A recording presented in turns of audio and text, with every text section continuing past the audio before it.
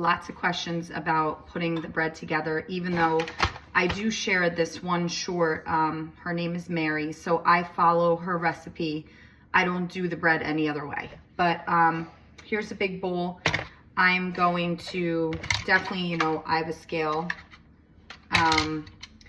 And my starter is at its peak. So I'm gonna add 80 grams of starter to the bowl. You could kind of see it looks really nice. Okay, I can speed this up for you. If I edit this video, because I know it's boring. All right, so 80 grams of starter, 8 grams of salt.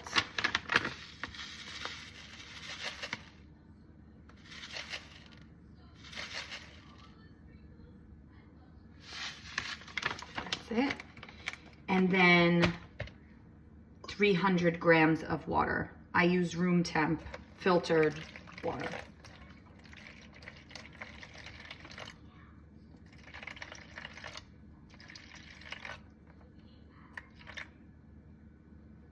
Okay, so that's 302, but it doesn't matter. So now I give it a good stir, actually just with my hand here, clean hand. And you'll notice, like, if you do this without the salt, which some recipes call for that, the water just gets really milky and the starter breaks up, but the salt doesn't really let the starter break up. And I've tried doing it with the salt later once, but it didn't come out the same, because Mary in her video does it like this, and when I follow her recipe exactly, my bread comes out the best. So you just follow exactly what she does in that short, which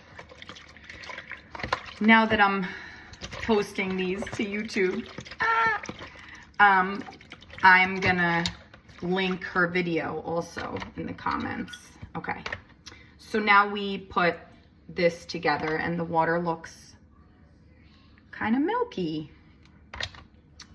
Now I'm going to add 350 grams of bread flour, and then I will add 50 grams of this dark rye flour, and I'll mix that all together.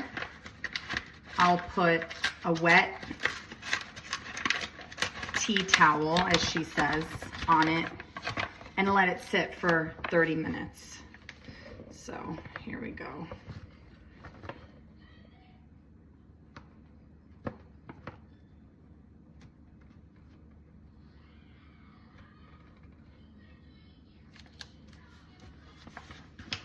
Okay, it's 3:55, that's okay. And then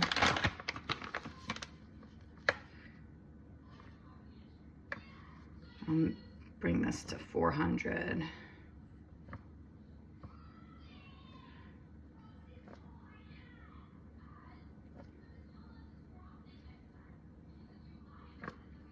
Okay. All right, so I'm gonna mix this up now. Again, I do it with my hand. And then what I actually do is I will put some more water on my hand as I am mixing. So she says mix up with wet hands. And then I use a butter knife to like scrape the dough off my hands at the end. But I really like, you can't really see, I think. I'm really like giving this, I'm really working it in, so making sure it's all mixed up together. And then what I'll do is, see there's dough all over. I just go to my sink. I have like a RO water filter faucet. It's like separate from my regular faucet. And then I just kind of work in that water, and that makes my hand a little cleaner, makes it less sticky. But then the rest I will just scrape off, like I said, with a butter knife. Let me grab a knife.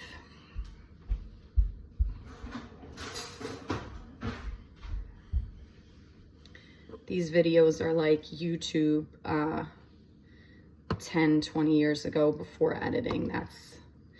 That's my video, guys, keeping it real. But my friend said it was helpful, and she kept pausing and replaying it when I was doing the starter video. And then, you know, until she finally like got it, because it seems easy after you do it a couple times, but it's not that easy, right? We've all tried baking these loaves, and it's not as easy as they make it look on Instagram. So, all right, once my hand's like pretty clean, this is what the dough looks like. I will put a wet kitchen towel on top of it for 30 minutes, and then I will just give it a stretch, and then I let it sit for 10 hours, and it'll be doubled, and that's when I'll shape the bread and put it in a banneton overnight. Okay, more than 30 minutes have passed. That's okay. This is what the mix looks like now. And what I will do is I will just stretch it and fold it. Usually I do this with wet hands. Hold on. Okay, so wet hands work better. Stretch and fold on itself. So you basically do it with the four corners. Just kind of like stretch it to where it wants to go. Stretch to resistance. And then you just kind of make a little, you fold it over.